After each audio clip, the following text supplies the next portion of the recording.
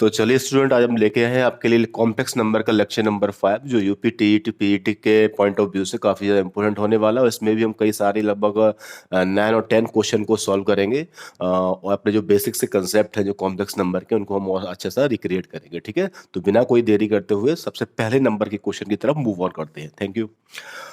तो पहला number question आपको दे रखा क्या, if the real part of z square is equal to 1 represented by the, ठीक है, यानी इसमें भी लगभग लोकस की बात कह रखी है। क्या रखा कि अगर रियल पार्ट कोई कॉम्प्लेक्स नंबर जेड है, अगर उसका स्क्वायर करने के बाद रियल पार्ट लिया जाए और उसकी वैल्यू 1 के बराबर हो, तो वो क्या रिप्रेजेंट करेगा। ठीक है, तो चलो इसको सॉल्व करते हैं क्वेश्चन को। ठीक है, तो सबसे पहले क्या करते हैं, थोड़ा सा क्वेश्चन को थोड़ा सा शिफ्ट कर देते हैं। ठीक है, अब जरा ध्यान से देखिए स्टूडेंट, क्या क्या रखा है, पहले पेन सेलेक्ट कर लिया जाए। तो आपको यहां पे क्या रखा, क्या if real part of z square, तो आपको मालूम है जेड इज इक्वल टू क्या होता है, एक्स प्लस क्या iota y. Is that clear. तो यहाँ पे अगर मैं जेड स्क्वायर करूंगा तो यहाँ पे आपको मालूम है एक्स स्क्वायर आएगा, यहाँ पे आई स्क्वायर वाई स्क्वायर यानी माइनस वाई स्क्वायर बन जाएगा और प्लस क्या 2 आयोटा एक्स वाई। तो इसका मतलब यहाँ पे रियल पार्ट हो गया आपका x square minus Y square और आपका इमेजनरी पार्ट हो गया 2 टाइम्स ऑफ क्या एक्स वाई। ठीक है, तो क्वेश्चन में क्या रखा था कि रियल पार्ट ऑफ क्या z square is equal to क्या है 1 और रियल पार्ट जेड स्क्वायर का आया कितना है एक्स स्क्वायर माइनस क्या y square is equal to क्या 1। अब जस्ट ध्यान से देखना कि x square minus Y square is equal to क्या आ गया है 1 और आपको मालूम है जब भी x square minus Y square equal to 1 आता है तो इसका मतलब ये क्या रिप्रेजेंट करेगा, हाइपरबोला। और इस टाइप के हाइपरबोला का स्पेशली नाम क्या होता है, इस टाइप के हाइपरबोला का जो स्पेशली नाम होता है वो आपका होता है रेक्टेंगुलर हाइपरबोला, यानी जिसमें आपकी ए और बी, वैसे जो स्टैंडर्ड इक्वेशन होती है वो ये होती है कि आपकी एक्स स्क्वायर अपॉन क्या A square minus Y square upon B square equal to क्या 1। लेकिन जब ए और बी आपस में इक्वल हो जाते हैं तो इस टाइप के स्पेशल हाइपरबोला को बोलते हैं क्या, रेक्टेंगुलर हाइपरबोला। और उस रेक्टेंगुलर हाइपरबोला की जो इसेंट्रिसिटी होती है वो आपको सीधे याद रखनी है, √2 होती है। कितनी होती है, √2। तो कभी कभी एग्जाम में क्या होता है, सीधे ये क्वेश्चन आ जाता है कि बताओ रेक्टेंगुलर हाइपरबोला की जो इसेंट्रिसिटी होती है वो कितनी होती है। वैसे हम फॉर्मूले से भी फाइंड कर सकते हैं, पर आपको सीधे याद रखने की जरूरत है कि रेक्टेंगुलर हाइपरबोला यानी जिसमें ए और बी की लेंथ इक्वल होती है, यानी जो भी आपकी ट्रांसवर्सल एक्सेस होती है और जो भी आपकी कॉन्जुगेट एक्सेस होती है उनकी लेंथ इक्वल है तो उसको बोलते हैं क्या, रेक्टेंगुलर हाइपरबोला। उसकी इसेंट्रिसिटी जो होती है वो क्या होती है, √2 होती है। ठीक है, चलिए अगले क्वेश्चन तरफ मूव करते हैं। इस तरीके से आपके क्वेश्चन का आंसर क्या हो गया, the hyperbola x square minus Y square equal to क्या 1। ठीक है, चलिए स्टूडेंट अगले क्वेश्चन तरफ बढ़ते हैं। तो अगला क्वेश्चन आपको दे रखा क्या है यहाँ पे, एम सेट एग्जामिनेशन में आया हुआ, the locus represented by the mod of z minus 1 equal to mod of z plus i is. ठीक है, अगर ये वाला आपको क्वेश्चन दे रखा है तो इसका लोकस क्या हुआ। ठीक है, चलिए सॉल्व करते हैं इसमें। तो क्या गिवन में रखा है कि mod of z minus 1 equal to आपको दे रखा mod of z plus i. तो चलिए अगला काम करते हैं कि यहाँ पे जेड की वैल्यू तो एक्स प्लस क्या हो गया आयोटा वाई और माइनस 1 इक्वल टू यहाँ पे भी जेड की वैल्यू क्या एक्स प्लस क्या आयोटा वाई और प्लस क्या आई। अब उसके बाद क्या रियल और इमेजिनरी पार्ट हमें सेपरेट करने हैं। तो यहां पे आपका रियल पार्ट बनेगा x माइनस 1 और आपका इमेजिनरी पार्ट सिर्फ है आयोटा y। ठीक है, इक्वल टू यहां पे आपका रियल पार्ट सिंगल है x है, इमेजिनरी पार्ट 2 है तो i कॉमन ले लिया और यहां पर क्या y प्लस 1। अब हम मॉड को सॉल्व करेंगे और मॉड आपका होता क्या है, इसका रूट के अंदर रियल का स्क्वायर प्लस इमेजिनरी का स्क्वायर, तो x माइनस 1 का स्क्वायर और प्लस क्या y स्क्वायर। और यहां पे भी जब मैं इस मॉड को सॉल्व करूंगा तो यहां पे x स्क्वायर और प्लस क्या y प्लस 1 का होल स्क्वायर। अब इस इक्वेशन की स्क्वायरिंग ऑन बोथ साइड, तो यहां पे क्या बचेगा x माइनस 1 का होल स्क्वायर और प्लस क्या y स्क्वायर और इस साइड आपका क्या बचेगा x स्क्वायर और प्लस क्या y प्लस 1 का होल स्क्वायर। चलिए अब स्क्वायर जरा ओपन करते हैं। तो यहां पे x स्क्वायर आएगा प्लस 1 आएगा और माइनस का 2x और प्लस कितना y स्क्वायर इक्वल टू यहां पे x स्क्वायर आएगा प्लस कितना y स्क्वायर प्लस कितना 1 और प्लस कितना 2y। Is that clear. कुछ टर्में कैंसिल भी होंगी, एक्स स्क्वायर से एक्स स्क्वायर कैंसिल हुआ, वाई स्क्वायर से वाई स्क्वायर कैंसिल हुआ, 1 से 1 कैंसिल हुआ। क्या बचा, माइनस का 2x को इधर लेके आएंगे तो 2x प्लस क्या 2y इज इक्वल टू क्या 0। इसमें 2 भी कॉमन लेंगे तो x plus y equal to क्या हो गया 0 हो गया। तो x plus y equal to 0 आ रहा है स्टूडेंट, तो इसका मतलब ये क्या हो गया स्ट्रेट लाइन हो गया। तो जरा अब ऑप्शन देखते हैं। तो ऑप्शन आपको क्या दे रखा है इसमें, ध्यान से देखना। तो ऑप्शन आपको दे रखा है क्या, ध्यान से देखना, इस सर्कल ऑफ सर्कल तो रहा नहीं तो ऑप्शन नंबर ए तो आपका हुआ नहीं इसमें। ठीक है, उसके बाद फिर आपसे दे रखा क्या इलिप्स, तो इलिप्स भी नहीं होने वाला है। ठीक है, a straight line passing through the origin. तो जरा चेक करना कि ये वही स्ट्रेट लाइन है जो ओरिजिन से, पहली बात स्ट्रेट लाइन का सिर्फ एक ही ऑप्शन दे रखा है, तो सीधी बात है वही आंसर होने वाला है। फिर भी उसने एक चीज और एक्स्ट्रा दे रखी है, क्या वो ओरिजिन से पास हो रही है? बिल्कुल। अगर आप इसमें 0,0 पुट करोगे तो आपको इक्वल टू में क्या मिलेगा? 0। तो इसका मतलब ये वो स्ट्रेट लाइन है जो कहां से पास हो रही है? ओरिजिन से पास हो रही है। ठीक है, तो इस क्वेश्चन का जो आंसर हुआ स्टूडेंट वो कितना हो जाएगा हमारा? Option number c, straight line which is passes through the origin. Is that clear? चलिए अगले क्वेश्चन तरफ मूव ऑन करते हैं। तो अगला क्वेश्चन क्या दे रखा आपको? इफ -7 -24 i की whole power 1/2 equal to x minus iota y, then x square plus Y square. ठीक है, ये क्वेश्चन आपको दे रखा है। ठीक है, जब 1/2 का मतलब क्या होता है? Square root. ठीक है, यानी क्वेश्चन आपसे ये क्या रखा, क्या ध्यान से देखना। ठीक है, कि अंडर रूट के अंदर -7 -24i इक्वल टू कितना दे रखा है? x माइनस आयोटा वाई, यही तो दे रखा है।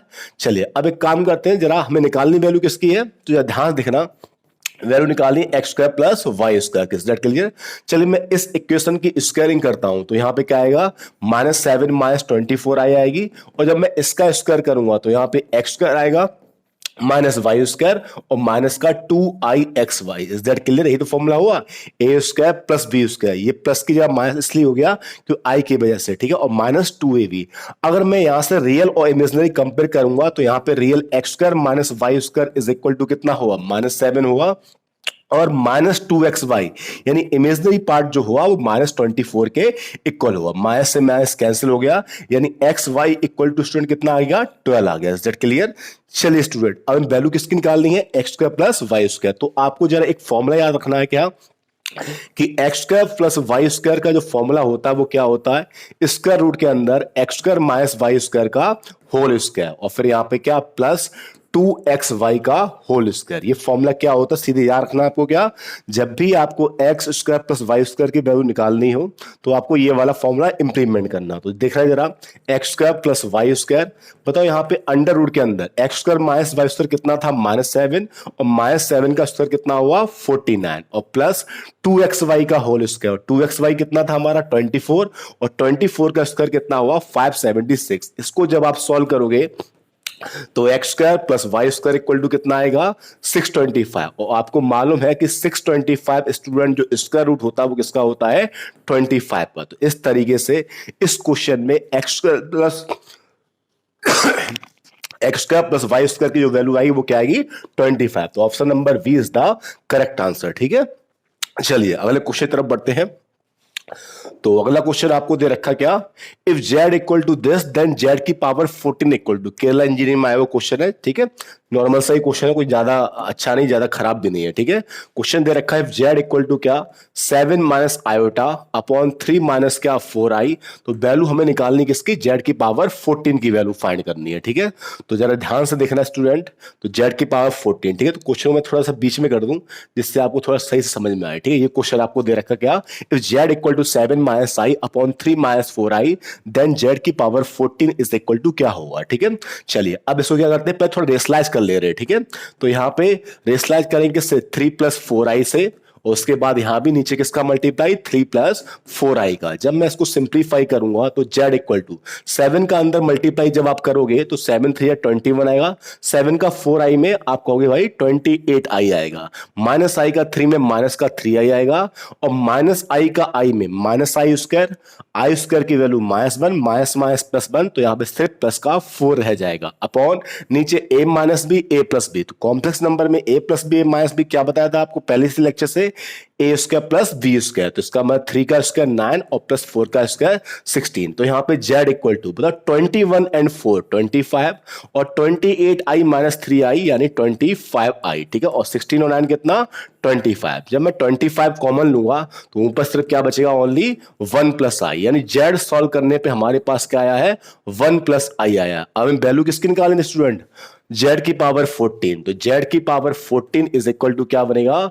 1 + i की पावर 14। Is that clear? वैसे ये आंसर हमारा आ चुका है, पर आंसर इस फॉर्म में नहीं दे रखा, तो इसका मतलब हमें अपने आंसर को भी और सॉल्व करना होगा। ठीक है, चलिए इसको मैं लिख सकता हूं क्या? 1 + i का होल स्क्वायर और उसकी होल पावर क्या? 7। Is that clear? 14 को मैंने ब्रेक कर दिया, 2 की पावर क्या? 7। अच्छा, 1 + i का होल स्क्वायर सीधी बताई थी वैल्यू, याद रखना क्या होता है?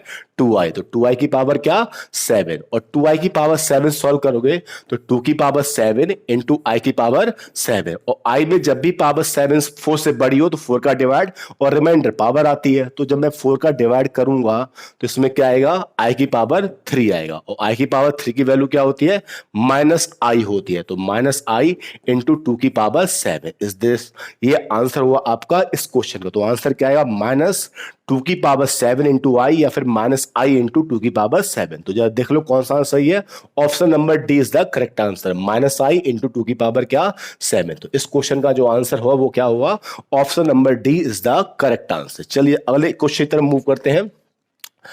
तो अगला क्वेश्चन थोड़ा लॉजिकली दे रखा है, क्या ये मतलब ज्यादा इस पे पेन नहीं चलाना पड़ेगा, बस अब थोड़ा सा ग्राफ याद रखना है, ठीक है, थोड़ा सा ग्राफ, ठीक है। तो let z be a purely imaginary number, यानी जो भी कॉम्प्लेक्स नंबर आपको दे रखा वो कैसा है प्योरली इमेजनरी है, यानी उसका रियल पार्ट 0 है, ठीक है। चलिए उसके बाद फिर क्या है, such that imaginary part Z is less than 0, यानी इमेजनरी पार्ट जो है वो कैसा है नेगेटिव है, ठीक है। तो then argument of z is equal to, तो जेड का जो आर्गुमेंट हुआ वो क्या हुआ, option a pi, option number b pi by 2, option number c 0, option number d minus का पाई बाई 2। तो ये दे रखा है, ठीक है। अच्छा स्टूडेंट जरा ध्यान से देखना, आप जरा ध्यान से, अगर ये हमारा प्लेन होता है तो यहां पर क्या होते हैं रियल नंबर होता है, यहां पे माइनस का रियल नंबर होता है, यहां पे इमेजनरी नंबर होता है, और यहां पर क्या माइनस का इमेजनरी नंबर होता है, ठीक है। चलिए अच्छा, अब ये जो नंबर आपको दे रखा वो जेड वो कैसा है, रियल पार्ट तो 0 है, और इमेजनरी पार्ट है वो कैसा है, इमेजनरी पार्ट है जो माइनस का है, ठीक है। तो रियल पार्ट 0 हो गया, इसका मतलब एक्स की बात ही नहीं हो रही है, ठीक है, यानी एक्स पे कोई नंबर नहीं है। और उसके बाद जो इमेजनरी पार्ट है वो कैसा है नेगेटिव है, इसका मतलब वो नंबर जो हुआ वो यहां पर हुआ, और जब यहां पर कोई नंबर है और एंगल हमेशा कहां से मेजर किया जाता है पॉजिटिव एक्स एक्सिस से, तो इसका मतलब पॉजिटिव एक्स एक्सिस से अगर मैं ये एंगल मेजर करूंगा तो ये एंगल कितना आएगा पाई बाय 2 आएगा, पर ये कैसा आपका जा रहा है क्लॉकवाइज, तो इसका मतलब क्या माइनस का पाई बाय 2। तो इसका मतलब इस कॉम्प्लेक्स नंबर का जो आर्गुमेंट हुआ वो कितना हुआ माइनस पाई बाय 2। तो इस तरीके से क्वेश्चन का आंसर क्या हुआ, option number D is the correct answer. Is that clear. तो ये ग्राफ याद रखना, प्योरली रियल नंबर इधर होता है, प्योरली रियल नेगेटिव का इधर होता है, प्योरली इमेजनरी पॉजिटिव इधर होता है, प्योरली इमेजनरी नेगेटिव इधर होता है, ठीक है। चलिए अगले क्वेश्चन तरफ मूव करते हैं। तो अगला क्वेश्चन आपको दे रखा if Z is a purely real, इस बात देखो वैसे ही लगभग सेम क्वेश्चन है, बस क्या थोड़ी सी कहानी बदल गई है। जेड कैसा है प्योरली रियल नंबर है, और रियल पार्ट जो जेड है वो लेस देन 0 है, तो argument of z equal to, ठीक है, फिर से एक बार ग्राफ प्लॉट कर लो, ठीक है। यहाँ पे पॉजिटिव रियल नंबर होता है, यहाँ पे पॉजिटिव रियल नंबर होता है यानी प्योरली रियल, ठीक है। यहाँ पे प्योरली इमेजनरी नंबर होता है पॉजिटिव वाला, और यहाँ पे प्योरली इमेजनरी नंबर होता है नेगेटिव वाला। अब क्वेश्चन क्या रखा है, if Z is a purely real यानी इमेजनरी पार्ट 0 है, तो हमारा नंबर क्या बनेगा, इमेजनरी पार्ट तो 0 हो गया और रियल पार्ट कैसा है वो नेगेटिव का है, ठीक है।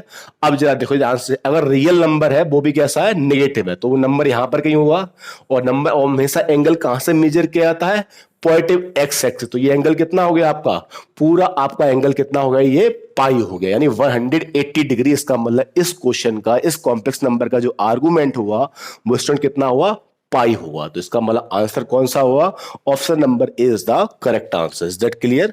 चलिए अगले क्वेश्चन तरफ मूव करते हैं। हाँ ये भी बस एंगल वाली है। Let z be a complex number then the angle between vector z and minus का आयोटा जेड, ठीक है। अब जरा स्टूडेंट जरा ध्यान से देखना, ठीक है। चलिए अगर मेरा ये ग्राफ है, ठीक है, अगर मेरा नंबर जेड यहां पर है, और जैसे ही मैंने हमें एंगल किसके बीच में निकालना है जरा देखना ध्यान से, जेड और फिर क्या माइनस का आयोटा जेड, ठीक है।